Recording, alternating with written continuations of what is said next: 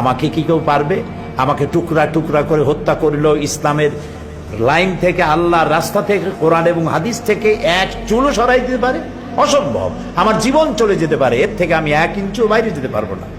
ধর্ম এমন একটা, যারা ধর্মে বিশ্বাস করে তাদের বিশ্বাস হয় এত দৃঢ়, সেইখানে মা বাপের ধর্ম তারা পরিত্যাগ করে রাসূলের জন্য পাগল হয়ে গেল, দেখা খোদাগুলি বাদ দিয়া এক অদেখা আল্লাহকে বিশ্বাস করলো। ফেরেশতা বিশ্বাস করলো, কেউ ফেরেশতা দেখে নাই। জাহান্নাম কেউ দেখে নাই, বেহেশত কেউ দেখে নাই, কিয়ামত হবে কেউ দেখে নাই, কবর থেকে ফিরে এসে কেউ বলে নাই যে এরকম আজরাইল আসে, এরকম মউত হয়, কবরে গেলে প্রশ্ন হয়, এগুলো কেউ দেখে নাই।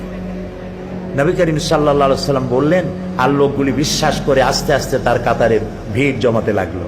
নবী করিম সাল্লাল্লাহু আলাইহি সাল্লামকে মানুষরা এত বিশ্বাস করত, একবার এক ইহুদির সঙ্গে তার কথা কাটাকাটি হচ্ছিল। ওই ইহুদির কাছ থেকে রাসূলুল্লাহ ধার করেছিলেন, ধারের টাকা তিনি সময় মতো পরিশোধ করেছেন। ইহুদি বলছে আমার টাকা দাও, রাসূল বলছেন আমি টাকা তোমাকে দিয়েছি, সে বলছে টাকা তুমি দাওনি।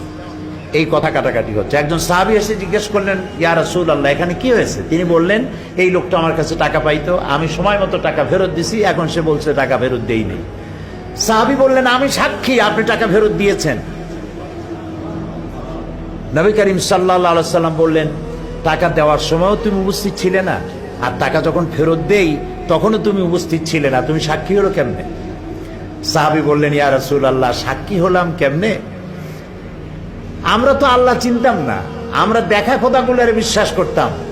আপনার কথায় এক অদেখা আল্লাহর উপর ঈমান এনেছি বা আপনার ধর্ম পরিত্যাগ করেছি। বেহেশত দেখি নাই, বিশ্বাস করেছি। হুর দেখি নাই, বিশ্বাস করেছি। জাহান্নাম দেখি নাই, বিশ্বাস করেছি। ফেরেশতা দেখি নাই, বিশ্বাস করেছি।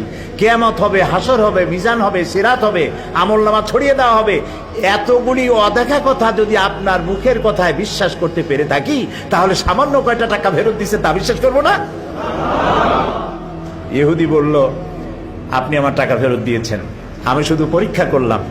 আর ইহুদি রইলাম না, লা ইলাহা ইল্লাল্লাহু মুহাম্মাদুর রাসূলুল্লাহ। রাসূলুল্লাহ যা করেছিলেন তার চরিত্র দিয়ে করেছিলেন।